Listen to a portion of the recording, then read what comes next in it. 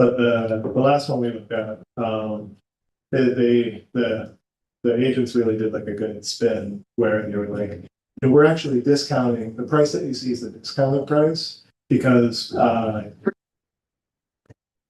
basement needs $25,000 in work. So they at least had it. Okay, good evening, everybody, and welcome to the City of Kingston Tree Commission meeting. My name is Suzanne Cahill. I'm the planning director for the City of Kingston.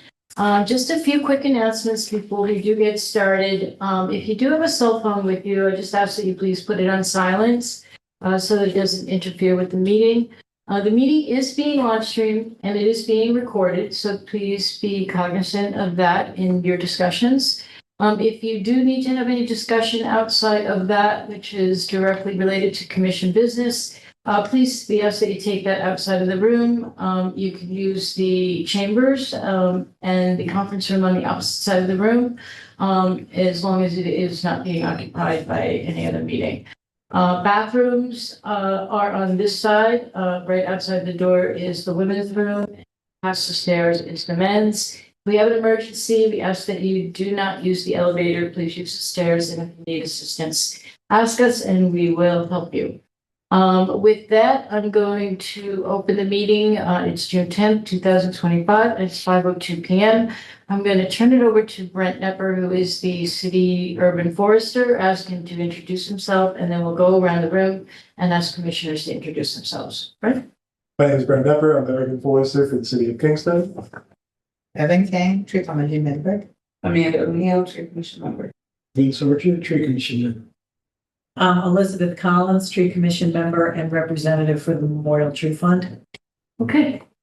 So we do an agenda. So let's, I guess, start with the May 13th, 2025 meeting minutes.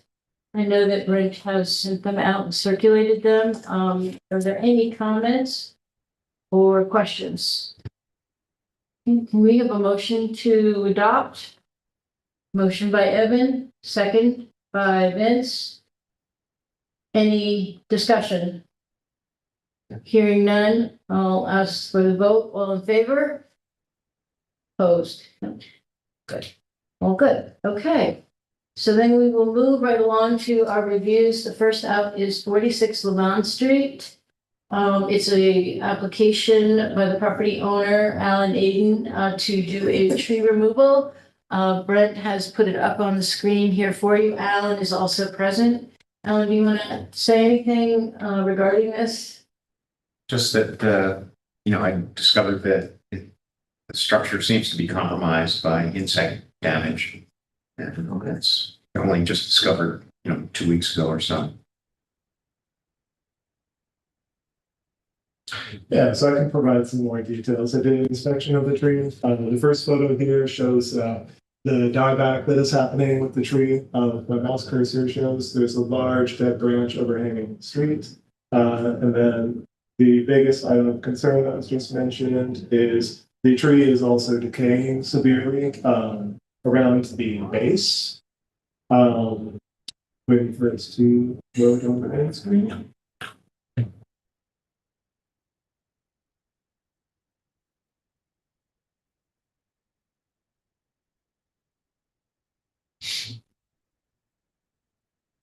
Okay, there it is. Yeah, so the basal rot is pretty severe in this case, and insects have gone in there as well to help contribute to it. Yeah, when the tree has rot down there at the base, it makes it very structurally unstable in the streetscape.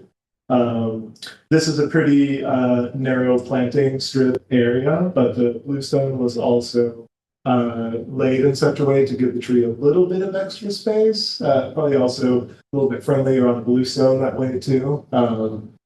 Yeah, I mean, between the dieback of the tree and, this rotting happening on the street side, there really is potential that if it were a whole tree failure at the base, that the tree could really just fall in any direction. Mm-hmm.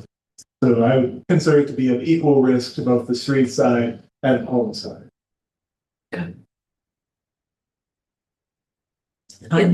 Looks like it's the only tree along that stretch of road. That's right, yeah. And so I'm just curious if this road segment might be a good place to maybe push for some of the new plantings, using some of the funds that allow us to do work to create and establish a better tree bed or tree pit space, and maybe put in a few trees along this strip. Yeah, so this street, Levan, okay. Levan Street, the planting strip is narrow how it currently is. Most of the sidewalks are bluestone laid at a 4 or 5 foot width, minus the accommodation for the tree here. But the other thing with this street is it is fully parked out with high school student parking during the day too. And is it a one-way street? Yeah. Yeah. So these are things to think about. I'm really interested specifically because it is such a residential street, has a lot of pedestrian traffic from high schoolers coming back and forth, that especially to mitigate the heat effect during the summertime, really important for both like the community members who live there and those who walk through it. I think it would be a fun, at least from a planting trees perspective, lens, idea to see like what would it look like to better accommodate trees in this place and offer more community benefits. With the current bluestone layout, there's a little bit of overhead utilities as we would expect to. I think the planting strip is maybe, well, one of the cans is right back there, so it's at maximum 3 feet wide.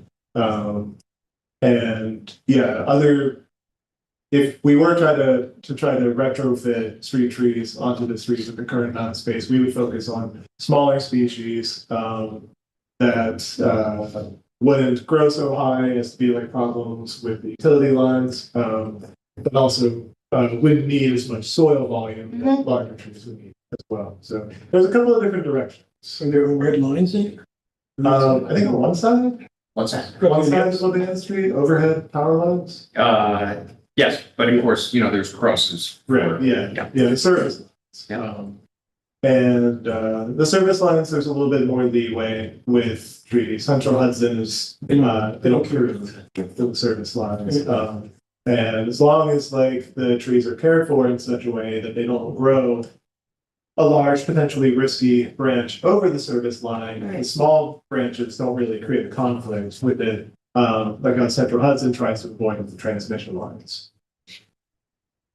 Would planting, like, let's say we planted more trees close to this one, maybe there's no room, but would the insect infestation be a problem, like for a new tree? No, I mean, this circumstance is really switch over to like a Google Street View. Yep, one tree. Wow. So, how the tree got to this situation is really, pretty sure it's a Norway maple from memory. And, short-lived trees, very susceptible to getting like internal decay and rot in the first place. And then also, as we know, when trees are planted in spaces with very little like open, uncompacted soil, it's really hard for them to get their nutrients that they need from like rainwater and in the soil itself. And as a result, they tend to be more stressed out, which can make it so they create less of a defense from heroic insects and from various things that would cause decay. As far as like what could be a fun idea to create like a streetscape that has more space for trees. I think this is like a high priority parking location. So the other thing we might consider is what is the width of the traffic lane. Can the traffic lane still be maintained to a suitable width for like emergency vehicles, plow trucks, that sort of thing, and see if there's any wiggle room in that area. Otherwise, I'm not sure how much it can go in the other direction where the sidewalks get moved to the full extent of the public right of way, which is the space that extends from the pavement edge in, and that's where our usual like sidewalk and planting strips are. Usually there's a little bit of wiggle room, but I think this is very emblematic of Kingston. The houses are pretty close to the road and the sidewalk is pretty close to the houses and yeah. So there's different variables to think about. Well, house, but I was wondering, my question to the property owner is that are you willing to plant a tree on your property in the front lawn? Because I know there's I think there's a space and on the side, but maybe not a large tree, let's say, but it's more like a smaller tree. Yeah, there's already, on the westerly side of the house, you can see there's already 1, 2, 3, there's 3, well, counting the, well, I guess there's 4 trees. One near the house, that Yeah, maple. could be 2 shade trees Yeah. and then some ornamental ones close to the And house. yeah, that one right there is actually, which I didn't realize, that is right over my sewer lateral. And I have root problems all the time.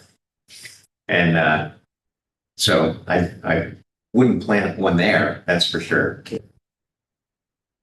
And my property line goes along the fence over to the left as well. So I don't have all that much space on the left of the house. Yeah, Evan, were you curious about like if an appropriate sized tree Yeah. in this space, not in conflict with underground utilities, to help with the benefits that shade could produce in the pavement and sidewalk? Is it any curiosity? You're interested in that? Yeah, possibly, now, isn't it my responsibility according to the ordinance for me to replace the tree that's taken out? So I have to put one back in. When there's a suitable location. Okay. And a question about that, it is, and again, if any trees are put in the tree lawn area too, are root barriers used? Root barriers to like keep the roots from From going out and directly in? Those don't actually work in that way. Any attempts to like get the tree roots to grow down instead of out, the tree usually just grows above them. The lower you go down in the soil level, the less oxygen there is, and the roots are part of the tree's lungs to circulate breathing. What we normally suggest in these situations would be like if you're interested in say like in the planting strip area to use structural soils in areas that would otherwise be compacted for like the sidewalk. So that way the roots can grow at like the subsurface level instead of going up to the surface and disturbing other things. But are there other areas that you were trying to prevent the roots from growing like in this lawn space? Well, I do have a new gas line there Okay. that goes up through the wall and over to underneath the air conditioning. Yeah. I see. Yeah. That's with the gas services. Now we can like, yeah. So are we in a situation where like right side of the house has the gas line? Yeah, sewer line and water line right there. Seems to be quite a bit of that. But I think like if With the degree of rot from the infestation that has taken place, what is the potential to replant in the same location? um you could replant in the location. Yeah. I would give it, roughly 1 year Okay. to just let the pressure from the decay and everything Yeah. stop. I mean, I'm thinking, that it looks like it's pretty rotted already, that it's not gonna take a whole lot to loosen Right, so- enough of that material up. But I would want to make sure that obviously whatever infestation is gone Mhm. and, before putting any tree in. I'd be willing to offer up the ability for Ames to put another tree back in that same location Sure. after a year's time, just to make, I'd be willing to look at that as an option, since the other options don't seem, and that's, obviously with the bluestone already pulled back far enough. If the soils were pulled out of there and even we introduced some structural soil into the tree pit there. Yeah, I think that's probably my preferred location. it'd be a better setup comparatively. And we wouldn't go with that same tree species that the tree currently is. So we would be able to choose something that has like a less robust and like water seeping system too. To help, have you had to replace your sewer line or water or? I have an ongoing root problem, so Okay, yeah, I've had snaked many times. Yeah, yeah. Yeah, if the roots are already going into your sewer line, and just for fun, because I love getting on this pedestal, but especially in Kingston where we have older sewer lines that are either like clay or cast iron, the disruption in the soil over time, those lines need to be kept in really, really straight fashion, and any sort of disruption to the soil will lead to cracks. And once there are cracks open, the roots invade through there because that's the resource, as opposed to what a lot of people end up thinking of roots cause the cracked lines. There are a couple of tree species that do go after water lines, but they're not ones that we plant here. And they're mostly in southeastern US. But anyway, yeah, so there's an opportunity for a tree to go in that would be less interested, say like in the next 5 to 10 year period of growing roots right towards your existing sewer line. And maybe that's enough of like a window between like a year off from now for planting, choosing a species that doesn't go towards like open water nutrient contents. And if you are dealing with like an ongoing sewer issue, maybe in the next 10 years, thinking about replacing your line anyway, maybe the timing could line up for all of this. Would that be an option you'd be open for? Yeah, sure. So the replanting of the new tree and the structural soils and that whole thing, that would be my responsibility to undertake and to, I feel like we have a tree. You put the program, right? application in. Yes. Yeah. So specifically because like this is not something I would consider to be a tree. This tree is in decline. It's creating public risk. In these sort of situations, it's not a asset that's being lost when this tree is removed. And so in those contexts, the city can plant a new free street tree. There are some potential grants that the city is still waiting to get like finalization on that might help with like preparation of the planting sites. We don't have access to those funds yet. But again, like maybe the timing could all line up a year from now, where a lot of the creation of a planting space that's more amenable to long-term tree health, and that could be done potentially down the road. In the short term, yes, we do plant free street trees. Yeah. And I just want to be clear, the sewer problems were the tree off to the left, not this existing tree that we want Correct. to take down. Yeah.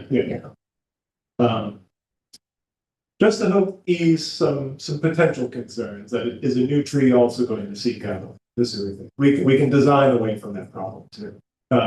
Usually in better ways than what a root barrier. okay. And, I'm concerned too with heaving the sidewalk Yeah. as well. The structural soil is like the number one thing to help with that. Yeah. When we don't compact the soil, the roots have space to grow through instead of growing to the top. And when the roots grow to the top, that's what heaves the sidewalk. And just out of curiosity, an existing tree that heaves the sidewalk, what's the policy? What's the homeowner's option Yeah. to deal with that? The number one thing that we recommend is in the case where the sidewalk also already needs to be reconstructed because damage has happened. Where bluestone is like required or preferred to do a structural soil retrofit where the existing roots are, not cutting the roots. And then with a new level of structural soil, both around the roots and on top of those roots, to then raise the sidewalk, which you can do in following ADA standards, where like a slight 5 degree or less, or 5% incline or less ramping on either side of the raised area. And granted, this is a raised area of maybe 6 inches. so it doesn't turn into a jump, Right. But you might have to go 10 or 15 feet either side. depending on the Yeah. tree. Yeah, and in the case of it being, say, like a tree that has like a 50-foot wide, crown to it, that really provides like a lot of, benefits to, multiple houses surrounding it and to a large part of the streetscape. It might be worth investing in that to retain that tree. And also then get a perfectly passable sidewalk in that process. Kind of in the main strategy to be like, if we want to have passable sidewalks and we want to have shade trees, this is like a good way forward to be able to retain what we currently have. Because to plant a new shade tree, we would have to wait another 40 years to get those benefits back. And then that's kind of like the perfect case scenario. Just, when all the like elements line up, that is like the best way to get all of those benefits simultaneously. Thank you. Yeah.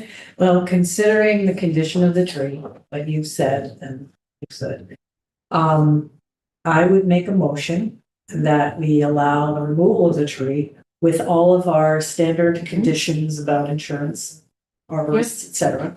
And I don't know if we want to even put this in the motion, just say, if possible in the future, try to replace the tree. Yeah, I would give the 1 year timeframe. Normally, we would ask for it to be done in a more expedient manner, but in this particular case, given the lack of location possibilities, it can go back into this tree pit here within, after a year's time. Then I think, we grant that in this motion here, and we can still work with the city to do the replacement, and hopefully, we'll be able to work with the property owner here and even maybe a couple of locations along the street, because it is really a barren street. And I think adding a few trees will make a huge difference in the overall streetscape. The only concern I have is that tree pit. That tree has live roots spreading out. And to get them out to plant in that same spot. You're gonna do that. Well, like I said, a lot of the base is already rotted. That's the base, but Right, but also- they'll naturally, just like any tree, we only ask them to, we don't ask them to, pull out the entire root system. We just ask them to bring the trunk 6 inches below and remove any roots that are, above the surface of the ground to below grade, and then cover it over. We don't ask them to remove all of the trees. If you plant another tree there, Yeah, you're gonna need more than 6 inches to. no, I realize that. That's why I'm saying give them the year. I think with that, and then, there's mechanical equipment that can do the stump grinding lower. We only require 6 inches, but stump grinders can go much deeper than that if they have to, so. Overall, it is a pretty small stump that like already has decay in it. My usual recommendation is like a 1 year wait to like replant a tree in the exact location.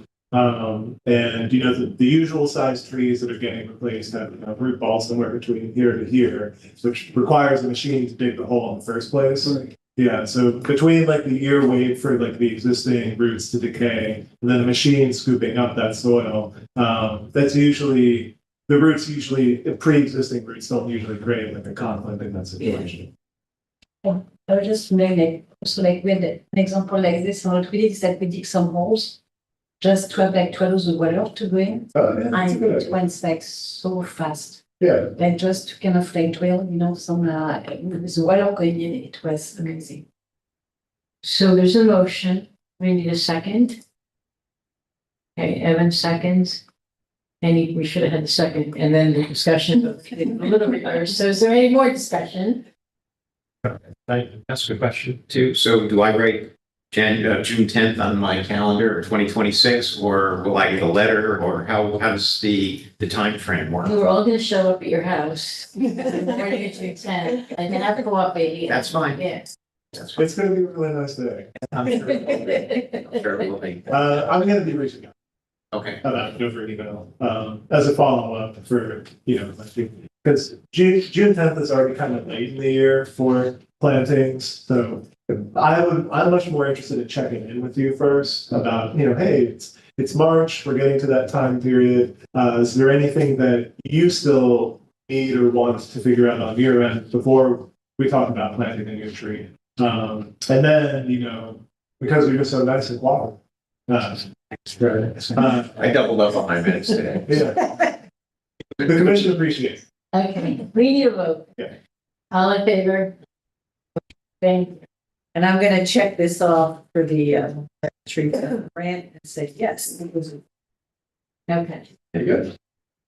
That's it. That's it. Thank you so much for coming in. Oh, thank you very much. Thanks. Thanks. Don't forget your pranks. Yeah. I didn't get in trouble. Yes. Thank you again. Engineering. Yes. So, do you have Sarah waiting to join by Zoom on your end? I don't see her yet. Okay. No, she has not. She may be just watching the live stream, Oh, okay. possibly. Okay. In that case, we'll move on to. 55 is okay.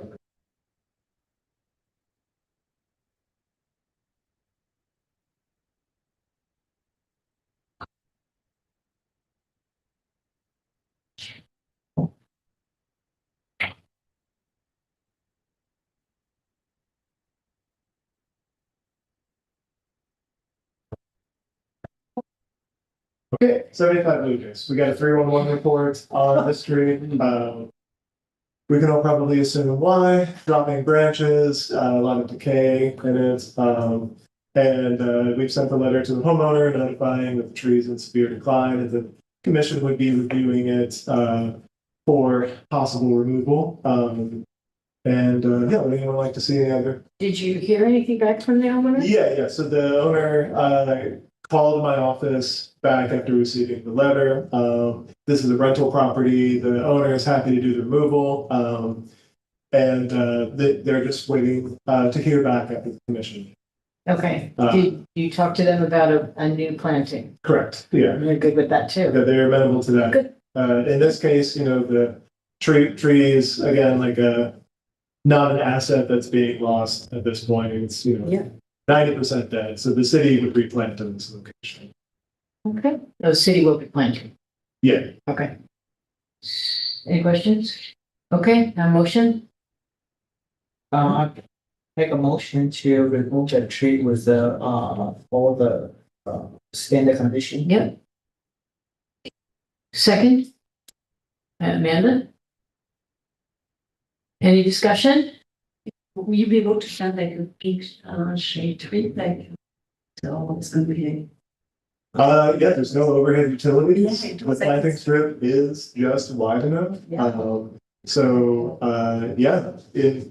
I'm always happy when I can plant something that goes taller than The 20 tree feet. lawn, how wide is the tree? It's a little over 3, a little under Okay, 4. so it's a decent size for, Decent for Kingston. yeah, Yeah, it'd be nice. okay, so it could get a bigger tree. So we could actually get a shade tree in this location. And this is like a decent walkable part of Lucas Ave also. Yeah, it gets a lot with the park. Okay, so there's a motion and a second, all in favor? Okay, carried. Next, 97 Westchester.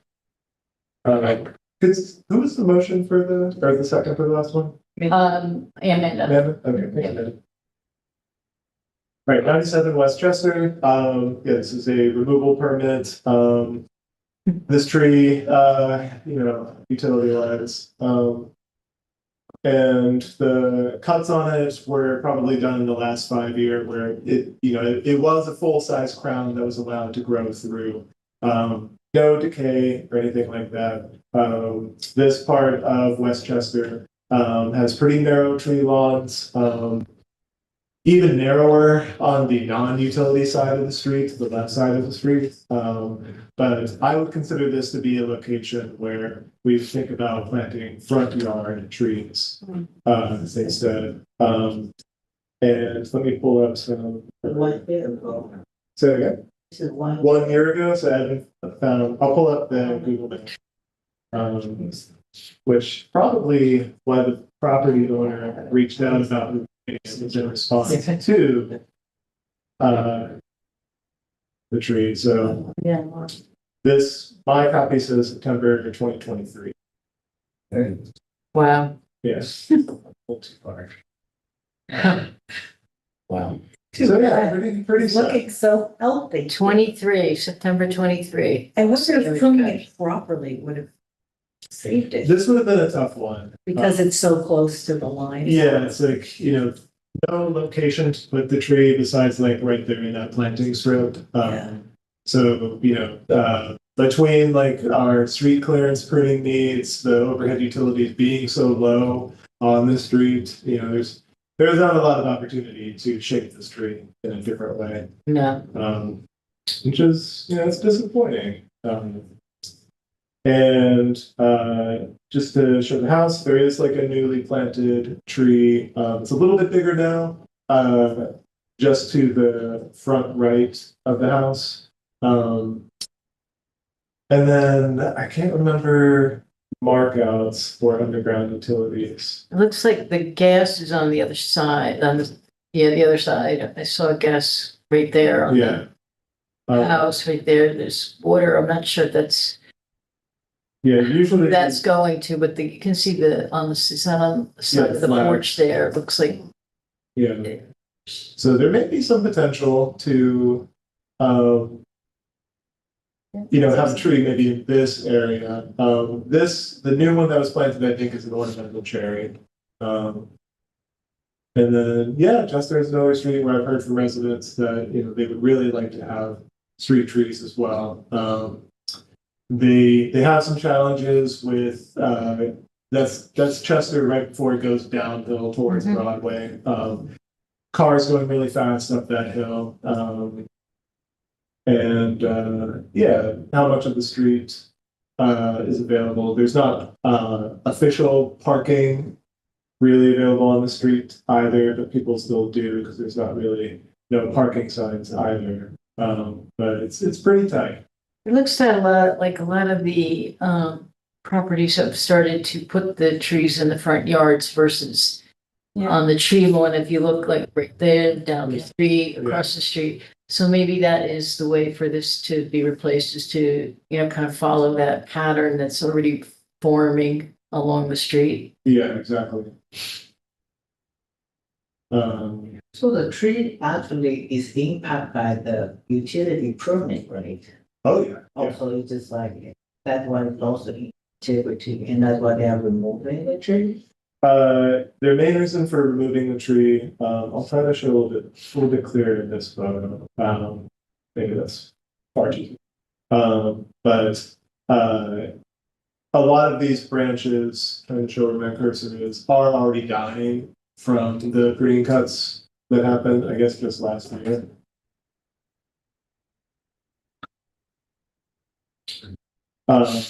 So there, the pruned branches would have the potential, this shows like the sidewalk even from the sidewalks that we talked about previous tree. But what would happen if this tree were left to stand is these branches over here would become the new leading trunk for the tree, and it would grow in the direction of the house. The tree would also send out like some buttressing roots to balance out that now really uneven crown growing in that direction that end up causing more conflicts with the sidewalk.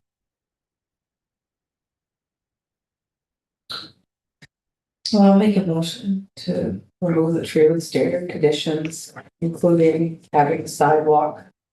Right, fixed on it because of the upheaval, and then also including the request to have a tree planted based on the utilities. Okay. So there's a motion. Is there a second? Second by Evan. Okay, any discussion? Okay, hearing none, call for the vote. All in favor? Okay. Great. So the next one is 199 Pearl Street.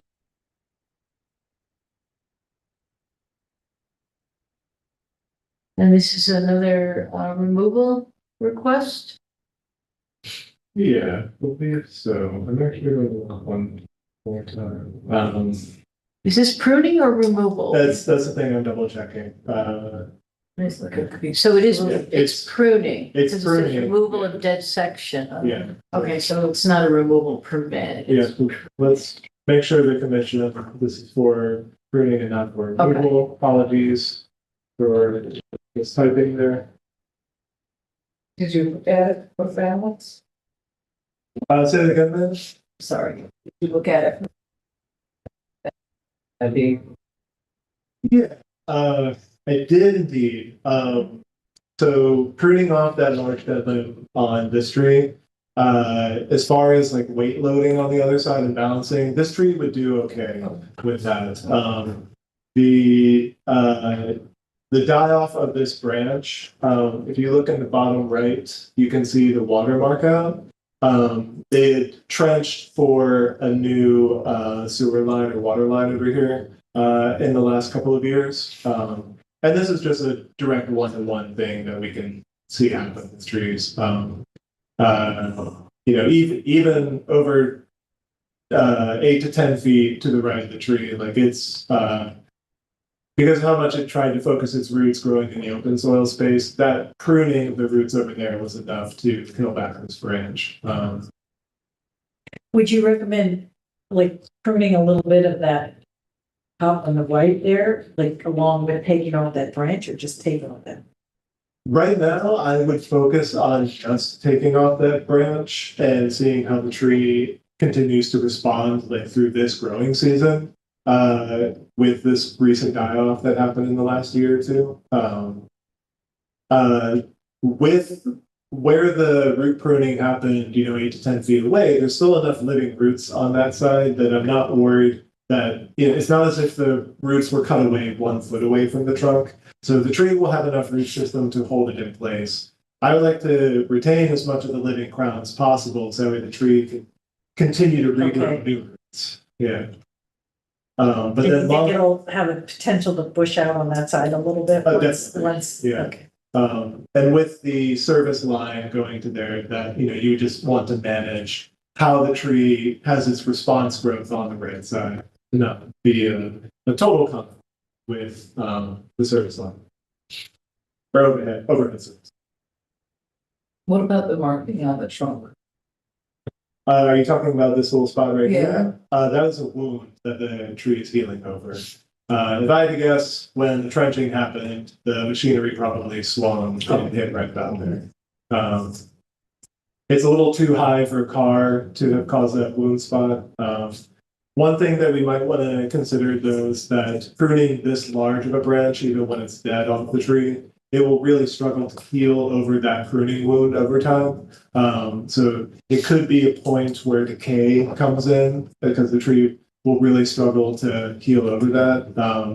But if we want to retain the tree, and the homeowner is just looking for pruning right now, I think it's worth retaining the benefits, for however many more years this tree has, and just monitoring over time if it heals over that wound or if decay starts to set in. This section was just recently repaved too, so there was a lot of milling work. So my guess is that tree was damaged while that went on. That's a good insight. Yeah. So it could have been during that Is too. there anything that you recommended to put on to help the healing process of that? Open air is actually what I recommend. Yeah. Yeah. To keep as much oxygen flowing to that area, that decreases the amount of bacteria that can grow in those wounding spots. Any other questions? Motion? for both Evan? the pruning was a standard condition. There's motions, there's second. Second. Debbie? Any discussion? Okay, call for the vote, all in favor? Okay. So the next one is 208 Green Hill.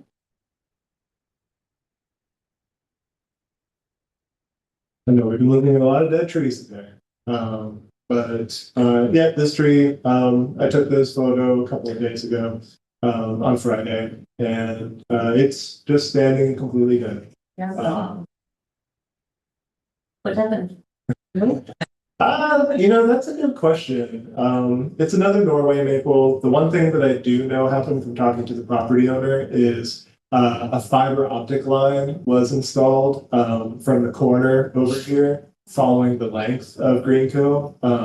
I think this tree's been in decline for a lot longer than I that. think so though. too. I don't think that Yeah. the fiber optic may have been the final nail, but I Yeah. think this has really been an issue for a while. What's with the bush in the middle of the road? It's a multi-family residential, but there's also a business Oh, maybe it's. there, and that's the Empire State Trail. So You guys are. yeah, personally, I'm not very crazy about that being there either, but.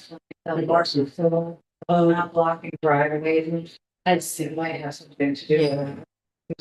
Must be some parking issues that they have over there. Well, I make a motion that we allow the removal of this tree. And I can't exactly see it. Are there like? It sort of looks like a cement spot, but it's not really the sidewalk. I don't like, and like there's. Yeah, cement, there's- then it stops. Sidewalk is sporadic in this location, but again, this is the area where you have the Empire State Trail, which is a walking, riding trail. So that is effectively a sidewalk area. I'm just wondering about replanting another tree, because it looks like there's plenty of room since that one little cement section. Yeah. Oh, I see everybody has plantings, so. I think they put those 4 at each corner to I mark see. where their drive. Yeah. Nancy, you were saying something? No, this arch top that, ran fiber optic cable. Yeah, so Because there's their junction box there, that big green. But Yeah, they did only, according to the property owner, they only excavated to about this area, and then they did trenchless, underground tunneling right, to go back I to the other side. think they only go down less than a foot. Is that right? Okay, so that's still just Yeah. like the system. If this tree was even mostly alive, what that. yeah, I don't think that was. But I mean, just to make sure we're going over what you're talking about, I'm gonna bring it up on the maps also. The only concern I would have is if you do the tree removal and try to replant. Mm-hmm. Yeah, the fiber optic. Yeah, so this is September of 23. This Looks like it's picture. the. So look at, you can see the head. Yeah, it Yeah. was mostly dead well before. Yeah. I would probably think this has more to do with our colder species maples struggling with the warmer and drier summers that we have. This was but pretty sure this is the Norway maple also. Yeah, like out of the various things that could have contributed to it, I think there's a lot of room on this property. So I'll restate the Trees. motion that we allow the removal of the tree and recommend replanting in another location. Okay, so there's a motion, is there a Where second? it's not going to affect the. Second, okay, Vince. Okay, any discussion? Hearing none, call for the vote, all in favor? Okay, Yeah, that's literally 2 blocks down from my house, and they've had signs out there, so that's probably why the planters are there, they've had signs about don't block the driveway. I see. That is actually where I was talking. Because I thought it was pine. okay, that wraps up our permit reviews for the meeting. okay, so the giveaway review.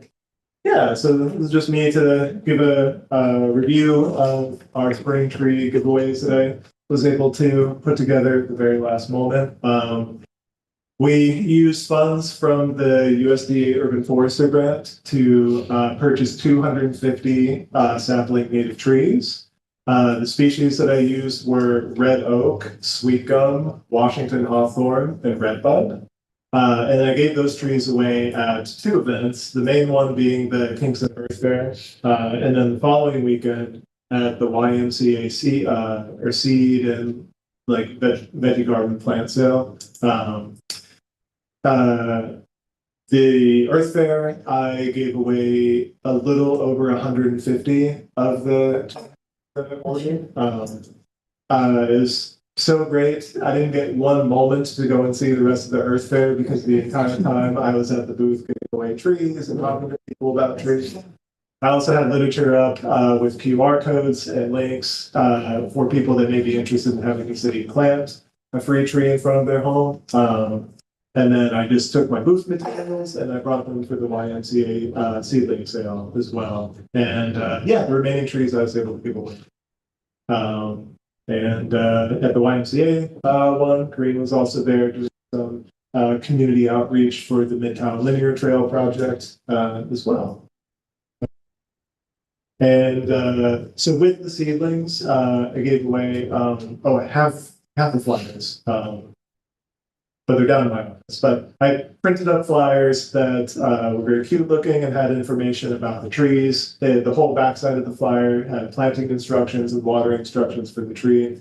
There was a Google form that was created with a link and a QR code for people to submit their seedling tree being planted in Kingston to count towards our 1,000 trees for 2030. I'm sure everyone is still working on getting that form completed. It's a moment now. Yeah. Are you tracking them? I mean, obviously, it's been a month now, so have many submitted them or?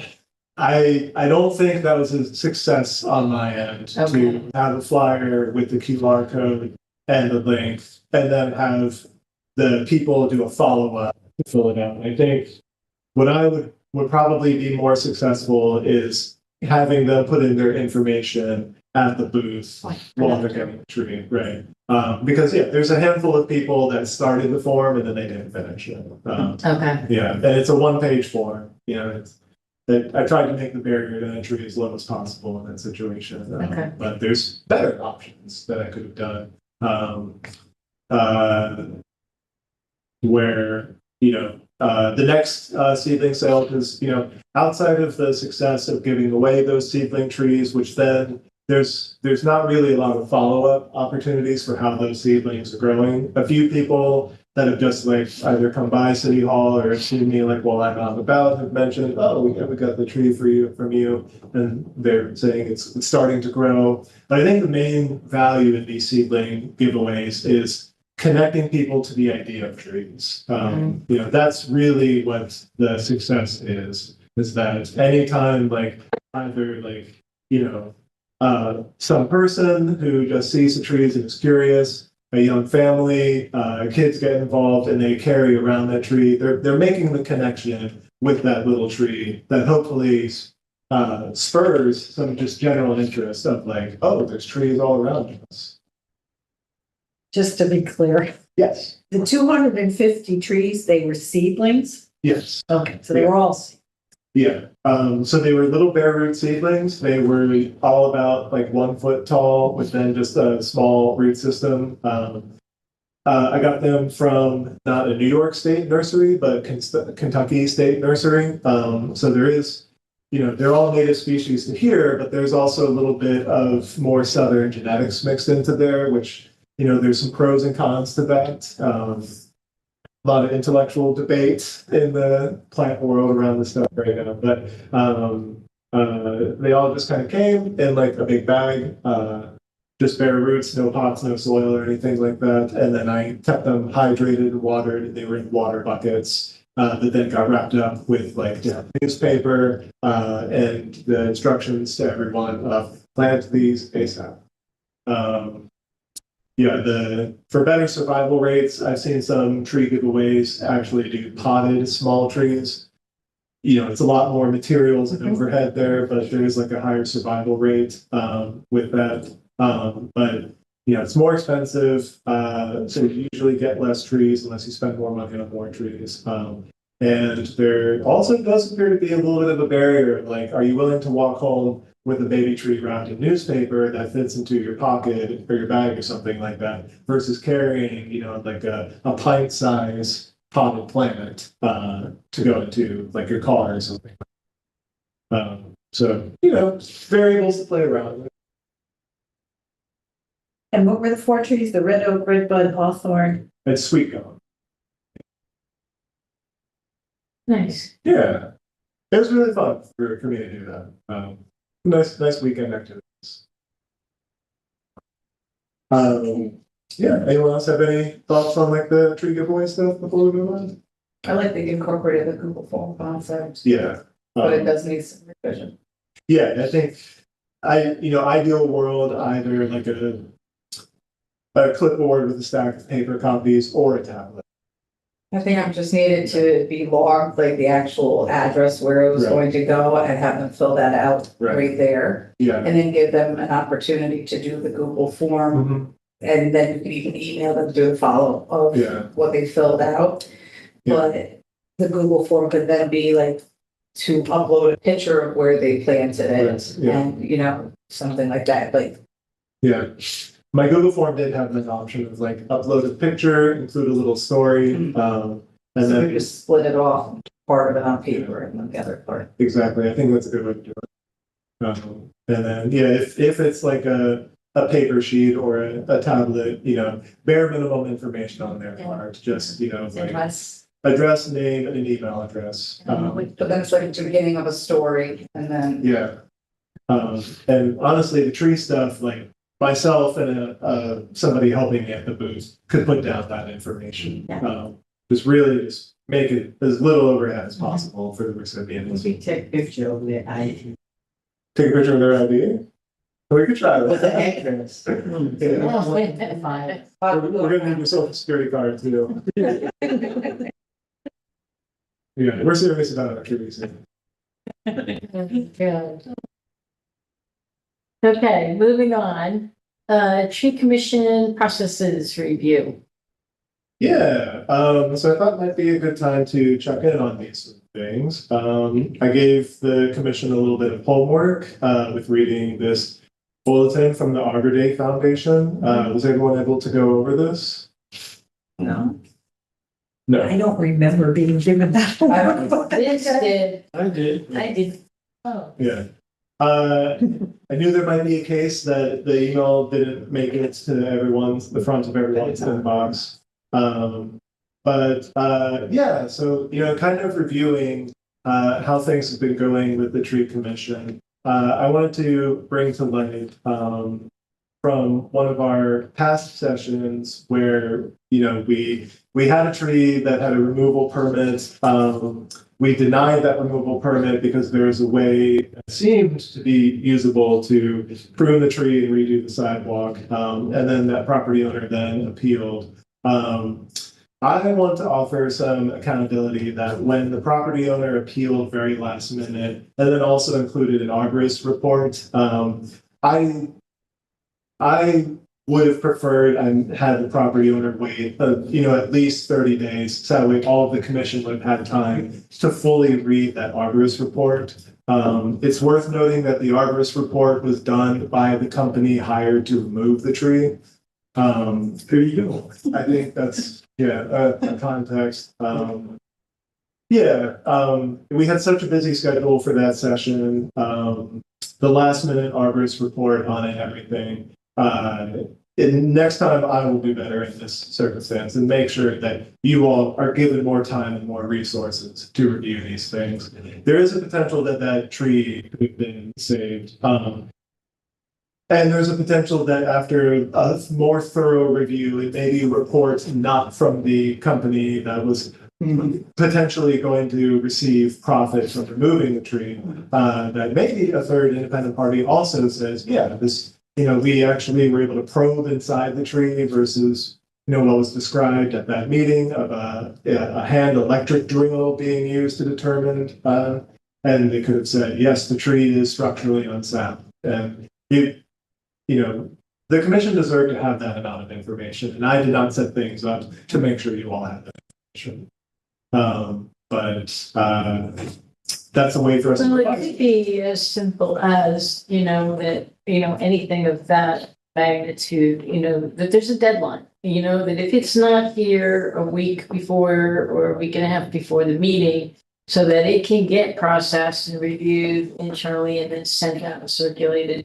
I also think we want to start doing a lot more posting of documentation like that. I think it's, it's time to elevate the commission a little bit, out there in the public eye to let them know what you're doing, in terms of activities. I think now is maybe an opportunity for us to look at a few different things going on with the commission. But I think setting a due date, unless it's an emergency situation, then that due date is, you stick to that due date and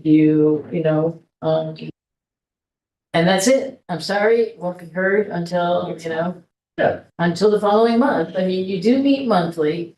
And, if there's a need, like I said, if it's an emergency, that is one thing. That's a completely different ball of wax. But, in a case like this where they were disputing, with an arborist's opinion, where we had that arborist say to us the month prior that pruning would be okay.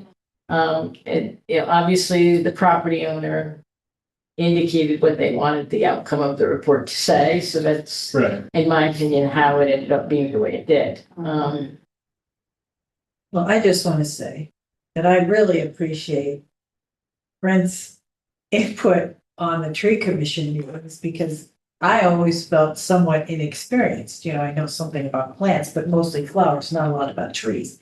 And I'm here because I'm on the Memorial Tree Fund, not because I'm any expert. And I'm reading this last sentence. The role of a tree board is to complement, not replace professional leadership. And I really appreciate that we now have a paid professional to lead us because I felt a little, we sometimes have, you have some knowledge and we had a few other people, but they were kind of coming and going and, they had knowledge, but I just want to say how much I appreciate it. Yeah, I really appreciate you saying that. Let's hope the grant money keeps going. Yes, yes. But, I think you actually make a really good point there, which is that we all have like different, knowledge levels from different amounts of experience and everything. And I would like to see ways for the commission to like combine all of the unique points of like knowledge on this. And then also, there's so much materials around how to like further develop that knowledge as well. I hope that when I come to these meetings that I'm helping with that. But I also don't want to be the only source of this stuff too. Before we get into this Arbor Day thing, which I guess the one thing I should mention is that it is 5:58. And now that we're over here and we're not ready to schedule 5:56, how does the commission feel about extending for like another 15 minutes to finish going over stuff? Does that work for everyone? I have another meeting at 6:15 by Zoom, so I have to give myself 10 minutes to get here. I can stay for 5 minutes. Got it. Okay. So luckily there's nothing else to vote on here. So we got that covered. So can I ask a question? Yes. In the past, we haven't met either in July or August, or unless we've had to for meetings and such. To kind of bring a little bit more of a knowledge base, if it does come to fruition that we don't have to meet for treatment of business in July or August, where it's kind of low key and maybe there's just an addressing of one or two things. Could it kind of be like in the meeting early and then maybe you do like a little workshop for us of some basics? Would you be willing to do something like that for us? Took the idea right out of our heads. Yeah. I think there's some good resources. So there's a South Carolina urban forestry kind of like group for the entire state that put together this really informative short video series on YouTube about like different ways that tree boards can increase their like knowledge and skill set. And I think that would be like a nice consumable way to both be able to do it like either in session where we don't have like a full plate, and then also a lot of people use YouTube now as our like passive screen time, right? I think that on this one, there's some kind of classes Yeah. that are for free that you can take at your level. It's like, Yeah. they address like 4 or 5 modules in there too. Yeah, exactly. So there's different scales that we could go about doing these things. So to go down to the end, the right board members, that's all of you, of course. Yeah. But to go down to the end,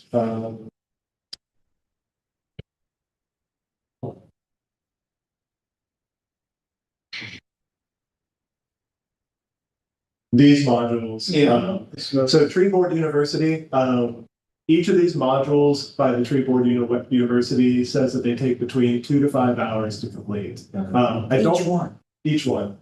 I don't know how that actually looks. Is it like, you know, if you actually sit down and just go through it, is it only 30 minutes? You know, that kind of thing. But, you know, I trust them at saying, you know, minimum 2 hours.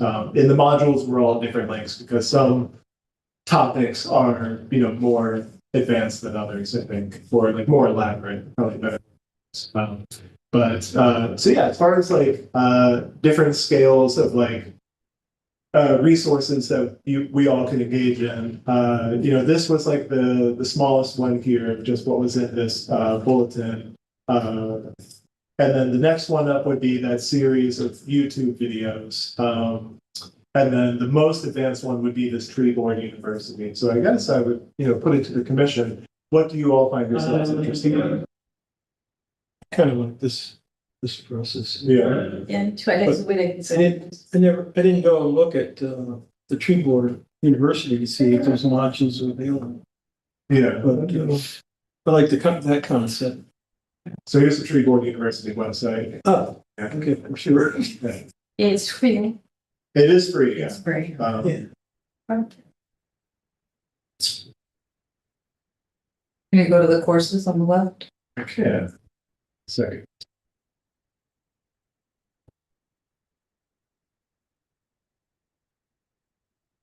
But then it says you can take it at your own pace, so. Yeah. And there's no. Yeah. So let me go ahead and. Right, but I mean, I think if we, you know, if you wanted to, you could also just, you could do it as a group. You could pick one and just do it as a group. Obviously, thought we were gonna sit here for a 5-hour course, but Right. you know, you could break that down and, you know, do it in a maybe 2 or 3. You know, it all depends on what your interest is.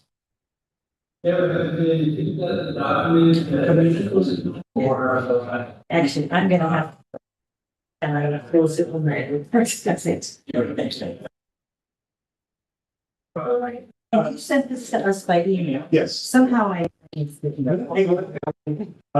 think technically while you're leaving, the one idea that I do want to push specifically because we've got these summer months coming up where we're going to skip meetings is we've had some permits in the past where it's, you know, a perfectly healthy tree, they only want to prune a little bit off. I'd like to ask the commission, you know, in those sort of like, where there's probably not going to be a lot of debate, how does the commission feel about giving me the authority to approve those permits and then review those permit approvals at our following meetings?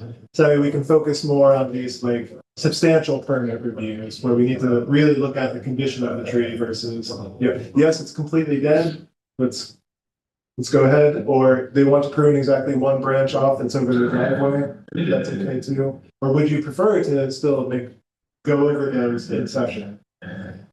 In the past, Sue has gone ahead with some things, and if it was like maybe a question, she's emailed us and kind of just gotten like the vibe from everybody, whether we should be on it or whether it was okay. Other than like those disastrous things where like, oh wow, I had to go in and take care of it. But we've accepted a couple of like basic pruning things just through the web. Yeah. But Yeah, maybe that's the way to do it. That way it doesn't come back as, you know, Brent, you made this decision on your own. Yeah. So, you know, It could be a- maybe just doing it through a quick email. I like that idea. And then we can review those email quorums in session for the public access. Great. Okay. Bye. I think the biggest challenge that I think we have is we approve, we review the application for removal and pruning. But we we couldn't really see the follow-up we said, right? Like said, okay, they're planting the tree. Is it down or, just like, yes, we are tracking the removal, we approve it and how do they do or, the tree planted, did they plant it or what? So I think that's the challenge. I Okay, kind of feel like, okay, so we do, and then because when I want to do we only have a limited time to approve these applications. But at the same time, it's like, do we have, how are we going to really track this? track it, yeah, well, that's one good thing about the grant assistance, because they don't get the grant money until they've shown us that the tree has been appropriately removed, that the stump's been ground down, that its area's been reseeded and restored, or the sidewalk's been completed and reset. They won't get the funding from us, so, and they have to, and Brent actually goes out, inspects it, we have photographs that we get, so we know that that portion of the work gets done. But I hear what you're saying, how do we know then when the tree, a replacement tree is actually put in and what type it is so that we can put it in? And that, I think that's a good point. We should do a little bit better tracking. Because I think like the reason I mentioned is like the first tree, when they remove the tree, without authorization, they like plant two tree, and I walk by and they still keep the stump.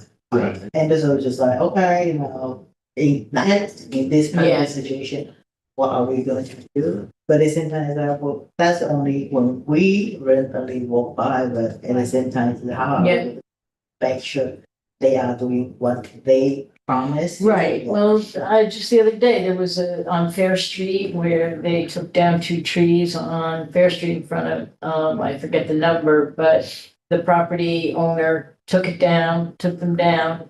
The house was sold and the trees are still not replanted. They were supposed to replace them with two trees. And now there's a new owner in there and the new owner, so we dropped the ball and unfortunately, I don't know that, the new owner would be receptive if we said, yeah, the last owner said they were gonna plant trees. But I mean, that's, I think that's to your point, that, within a certain period of time, they should plant or, yeah. Well, don't we give them like the grace period of like a 6 months to get it done? Yeah, I mean, it depends on when the work, obviously you can't plant, like you couldn't expect people, I wouldn't ask people to plant over the summer months. I would say, okay, you're gonna wait till the fall now to plant, if we were gonna, like for the ones we did tonight.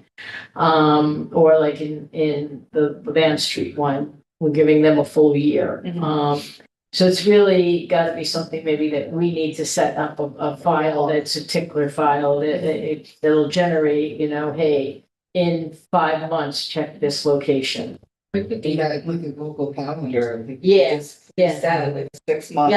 Yeah, and just have it automatically pop up. Check, follow up, 137 Franklin Street. Yeah. Or can the permit be like in two phases, like we have the first permit, which is like the removal, and the permit can be closed by the city when like they can send a picture they planted something like this, so like, this way like it's stay Yeah. open Right. until they send the photo of like their plant, Yeah. planted, and then the permit is kind of Yeah. like, I mean, because we do get property owners that send us pictures of their new trees planted and they're saying, look, here, I planted, I just wanted to let you know, here it is, and, I appreciate Incorporate that. something like that, like a Google form with their packet, like, okay, when you've removed it, this is what you have to do, and when you've done Yeah. a planting, you do another submission.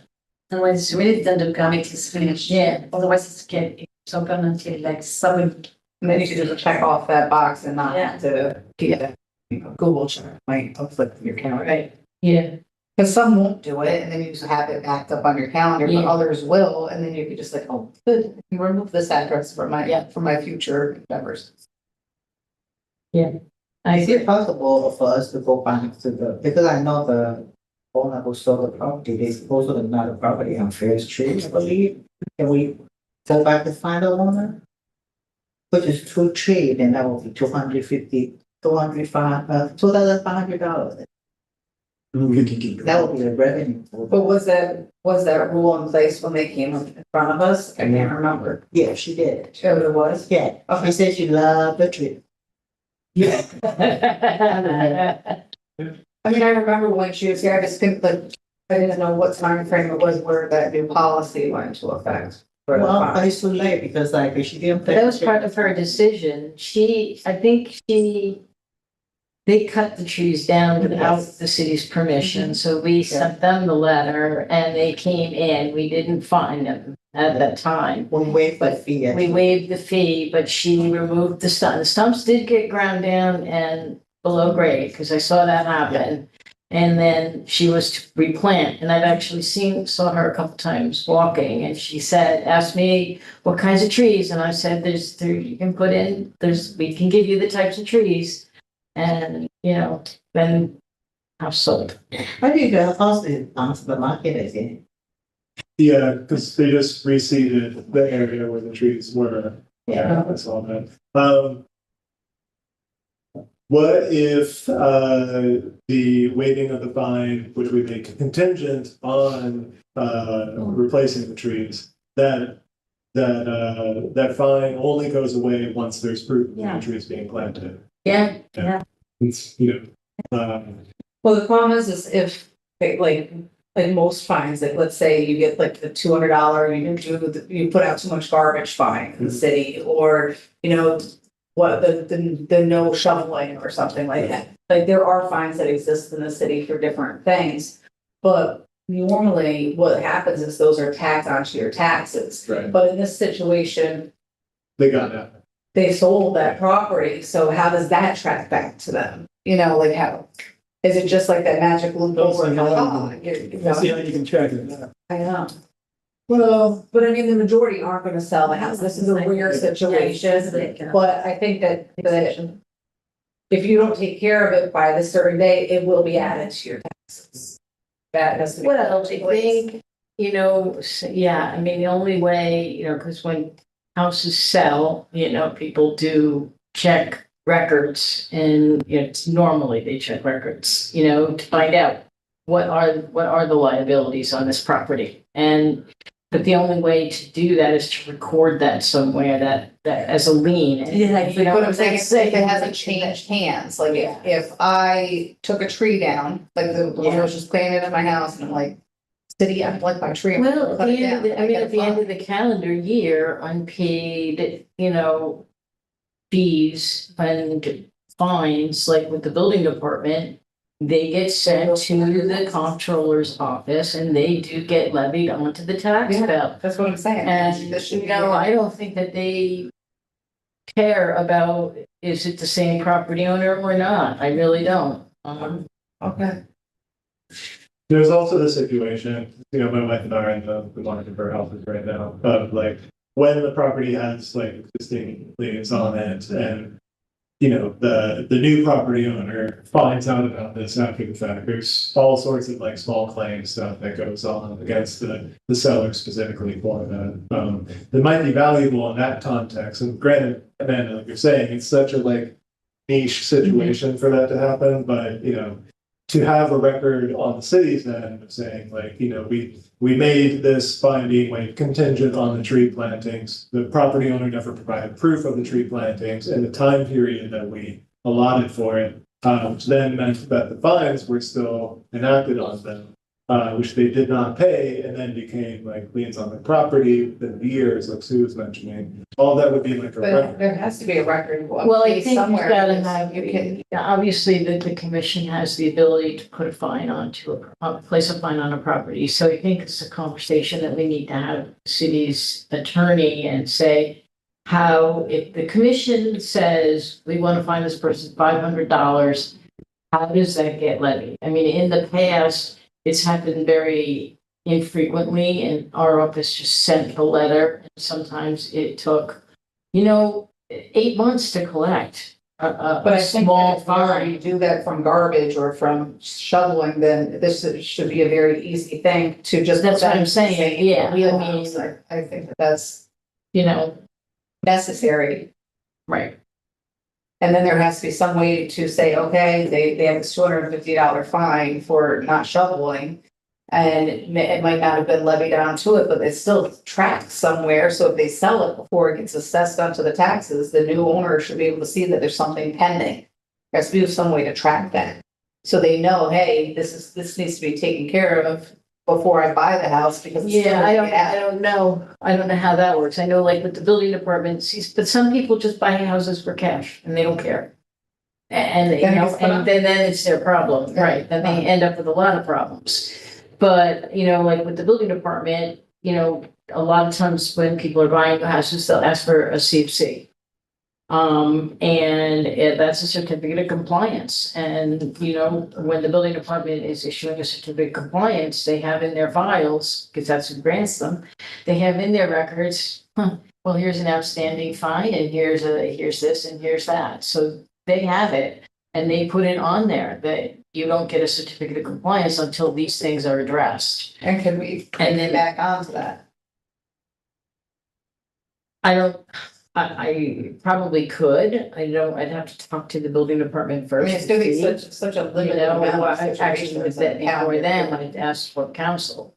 If it's appropriate, you know, what's the appropriate way for us to levy these fines if they're not paid? You know, obviously, we just send a letter, you know, say, you know, here's a fine, please remit it to blah, blah, blah. But if you're gonna say, well, the fine will be imposed in 6 months if you don't plant the tree,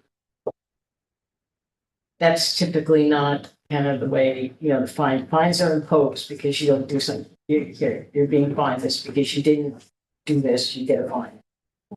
It's not like waiting, you know, if you don't do this, you're gonna be fined in 6 months, this amount of money.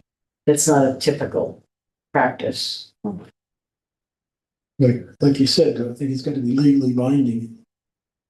Word of Yeah. mouth doesn't necessarily. Maybe council can define what actions. I think there's another thing that, maybe it's applicable to the project as well, right? Because like, but we have a D stadium project and, so a lot of time, like we said, okay, you know, we are going to in that tree, how many tree, of course, we didn't really, you know, be involved in the tree planted, but at the same time, it's like to, you know, like there's a project manager of the sign. Same time, that do we even know exactly like that exactly what they did?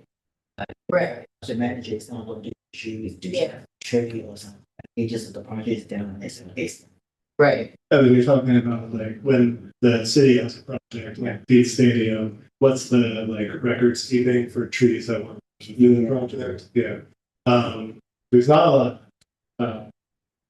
The processes that, you know, we ask Lake Parks to go through, which is, you know, removal of trees on city-owned property, get submitted to the tree commission. These big projects get treated a little differently because it's such a large scale as opposed to like 1 or 2 sort of things. But I will say that the proposed tree preservation ordinance that's, you know, under review by laws and rules, common council, has specific requirements for the city to report this stuff moving forward. Yeah. Because I walk by the beach stadium and there's one tree actually. I mean I have a picture, but like, you know, I haven't like had the opportunity to send everybody. But it's like from the zoo and walking towards the beach stadium, the tree got removed and it was chopped down, but there's a stump. And there's another tree in the middle, also got chopped down. So I don't, I mean, I believe that's the city's property, but at the same time, just like, well, I was not so sure it's intentionally or it's just, and also it's just like difficult to know. And I kind of like, okay, you know, it's obvious. Well, they did come to the commission, the stadium plans did Yeah. come to us. And I mean, yeah, it's hard, that was a big project, so to identify all of the trees, but because we were more focused on the newer trees going in. than the removals, I think. But yeah. I hear what you're saying. The other thing is, I don't know if the way the code is written now, the only fine you can impose is for illegal removal, not for not planting. We don't have that ability to do that right now. I don't think the new ordinance has that in it. So the So like if you don't plant a tree, we'll fine you kind of thing. I don't, that may be something to think about because we don't have that ability. We can't say, if you don't plant a tree, we're gonna fine you $250. Authority is with illegal removals only. Because I think like it's not really, I think we want to money, but the commission is trying to enhance the forest, Right. of the city. Yeah, I mean, we're not about finding, we're about doing, The record shows that the commission avoids fines at all costs. I agree. And that has been contributed to a significant number of trees being planted too. Take kudos for that, the fine system and then them navigating it through the commission has led to more trees being planted. Because I think as a homeowner, it is like we don't want to impose things that, because like they all okay, if one we plant the tree, that's going to be my responsibility, that's going to be more work for me. I don't want that. There's like listen. Yeah. We just want to encourage people to get on tree. Yeah, I think that's a good thing. But I just think we should do a better job on it. I agree. I honestly think the spreadsheet that you already maintain, has the input to be like, has the permit applicant fulfilled the tree planting requirement? That means you have to do more with it. Well, I keep making more reasons for myself. What's a little bit? But yeah, otherwise, the commission feeling, should we wrap up here?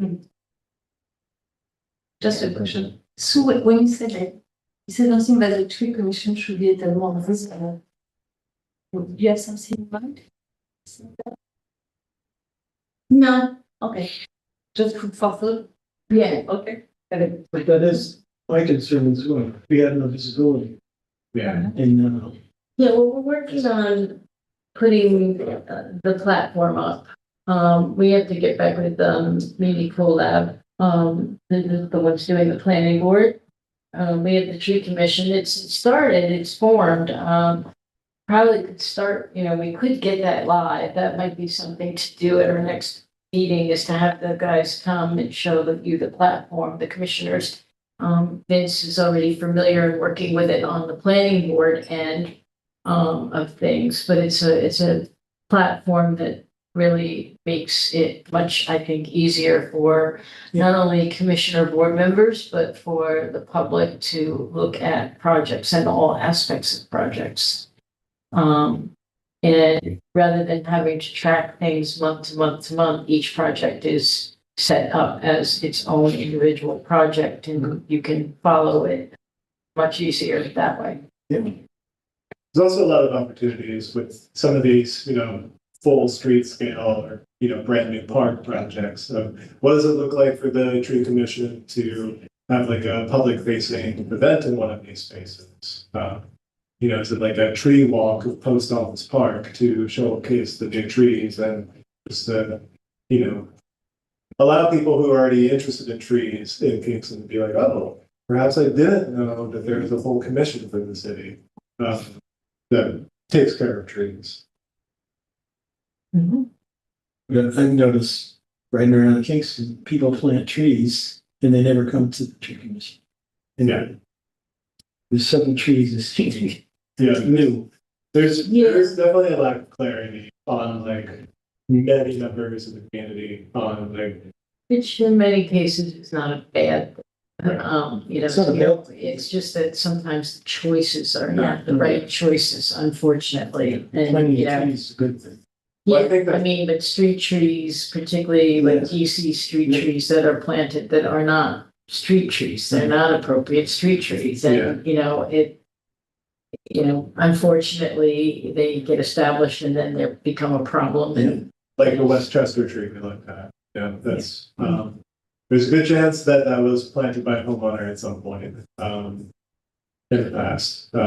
What if we got involved, like how they just had the Earth Day celebration, like we've never been invited to have a booth at one of these things, an informational booth. Well, you did, right? I wasn't invited, you gotta reach out. So I think it's the effort on our end. But I mean, even like every Saturday, there's the farmer's market. You know, what if we ask them if, a couple of times over the course of the summer, where there are still a good amount of people that go there that aren't, just visitors from, that are tourists. I go every Saturday, Yeah, and I live right here. So I mean, there's a lot of people like myself that, might benefit it's totally something. doing something like that and have some of the brochures about tree plantings and showcase our lists of, the native species that we recommend and the different sizes and see if they have questions about it. I know the farmers market, they do get a lot of touristy type traffic, a lot of people from the city and Jersey. Just. I mean, it's just another outlet of possibility, That's a good. other than just a couple of random Sure. Yeah, events.